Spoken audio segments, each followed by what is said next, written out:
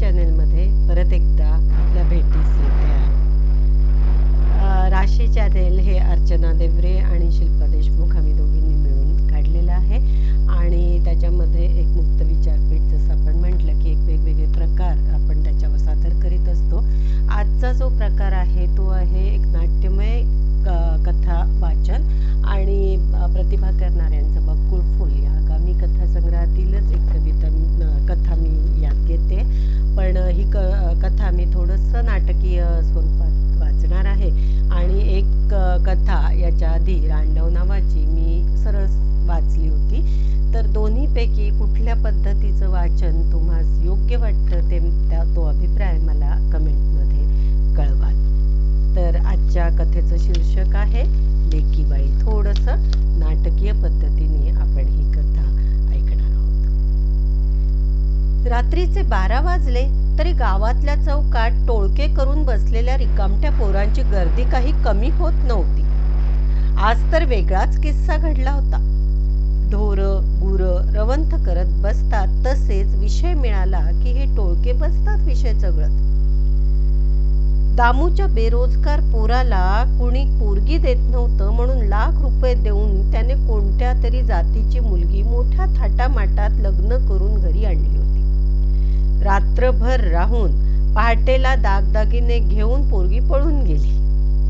हा गावातला खूप मोठा किस्सा नव्हता, पण तरी चर्चा करायला पुरेसा होता. आज गावाच्या कानाकोपऱ्यात तीच चर्चा होती. पहाटेच्या धुक्यातच सापटीतून नागिणीने सळसळत वाट काढावी तशा गावातल्या बायका हंडे गुंडे घेऊन लगबगीने विहिरीकडे पाण्यासाठी निघाल्या. गपकन एखाद्या सासूरवशिणीने विहिरीत उडी मारावी तशी सारिकाने विहिरीचा तळ न्याहाळत बादली टाकली. तुला 3रा महिना चालू आहे ना सारिका? द्वारकाईने फाटक्या टॉवेलची चुंबळ करत रोखून सारिकाकडे पाहिलं. हो ना आत्याबाई, कितीतरी आढ्या कपाळावर घेत सारिकाने दुजोरा दिला. यावेळी एवढा पोरगा व्हायला पाहिजे म्हणजे ताण मिटल.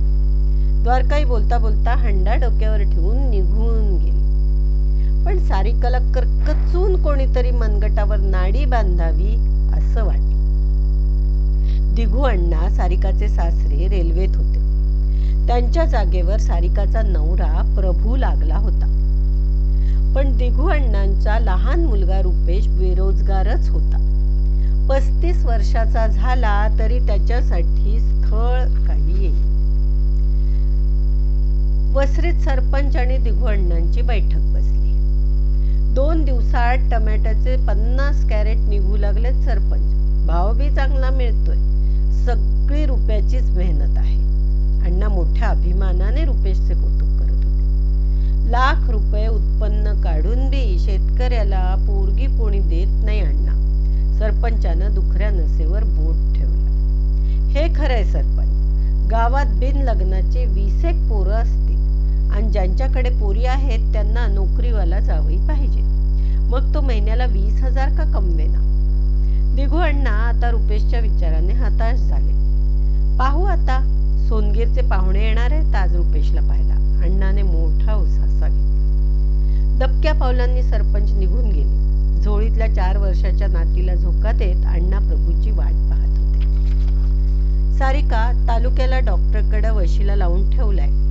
प्रभू आणि तू जाऊन या डॉक्टरकडे आणि येताना पेढेच घेऊन या. अण्णाला आता चिंता लागली होती, पण खोडाला फांद्यासमोर कोसळण्याची मुभा नसतेच. इकडे सारिकाच्या पोटात गोळा उठला. पहिली मुलगी धनाची पेटी आणि दुसरी आपल्या भरोशावर कोणीतरी श्वास घेतय आणि मुलगी आहे समजल्यावर तोच श्वास आपण बंद करायचा या विचारानं काळजात धस्स झालं तिच्या. तिची इच्छा नव्हतीच तपासणी करायची, पण घरात सगळ्यांचीच इच्छा म्हणून ती तयार झाली. तेवढ्यात सोनगीरचे पाहुणे आले. रुपेश आणि प्रभूही पाहुण्यांच्या पुढेच आले. अण्णा लग्नाचा दोन्हीकडचा खर्च आपल्यालाच करावा लागेल. शिवाय मुलीला सवय नाहीये एकत्र कुटुंबाची, त्यामुळे त्यांना लग्नानंतर वेगळी सोय करून देऊ. स्थळ आणलेल्या बाळूमामाने मुलीकडच्यांची लांब लचक अटींची लिस्ट दिघू अण्णांसमोर ठेवली.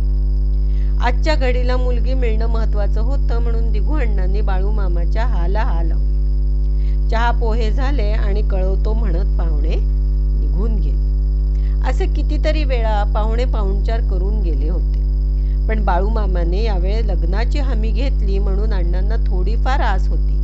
तरीही अण्णा चिंतेतच होते. लग्नाला आलेली पोर आणि बेरोजगार मुलाचा घोर सारखाच.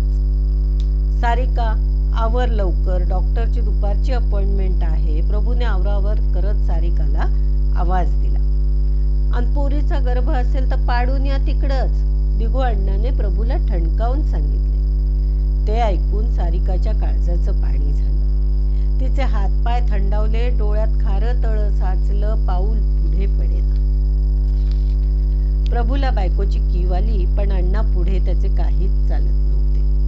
घरातला मोठा मुलगा म्हणजे दुधावरच्या जाड्या लठ्ठ साईसारखा असतो. सहजासहजी तो दूध ढवळू देत नाही. अण्णा, तुमच्याच पोराला आज हुंडा द्यायची वेळ आली.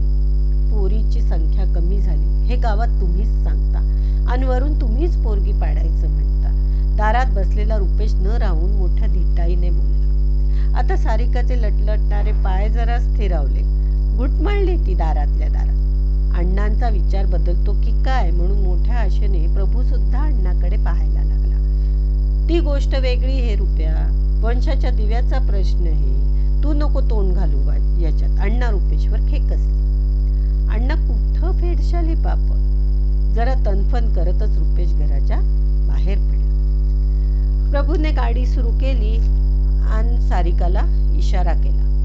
खाली मान घालून सारिका घराबाहेर पडली. बाबा बाबा करत छकुली अण्णाजवळ येऊन बसली. दुपारच्या उन्हाने चुलीवरच्या तव्यासारखे घराचे पत्रे तापून निघाले. अधूनमधून वाऱ्याची मंद झुळूक येत होती.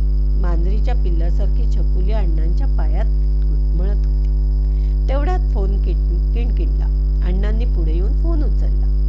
अण्णा, पोरीवाल्यांनी नकार कळवलाय. त्यांना नोकरीवालाच पोरगा पाहिजे. बाळूमामा तिकडून सौम्य आवाजात बोलत होता. अण्णांनी बरं म्हणत फोन ठेवला. अचानक आकाशात ढगांनी दाटी करावी तसं अण्णांचे डोळे भरून आले. पण पुरुषांना आसव बांधून ठेवायचं सामर्थ्य जन्मतःच असतं. नकार पचवण्याची आता सवय झाली होती, पण यावेळी अण्णांना मोठा धक्का बसला. अण्णांना धडातून जीव निघून गेल्यासारखं झालं. अण्णांना टरारून घाम सुटला.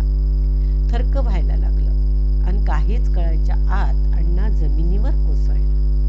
इवलूशी छकुली रडायला लागली. तिला काही कळायना. भोवऱ्यासारखी ती घरात बाहेर करत होती. दारात उभी राहून ती मोठमोठ्याने काका काका म्हणत रुपेशला आवाज देऊ लागली.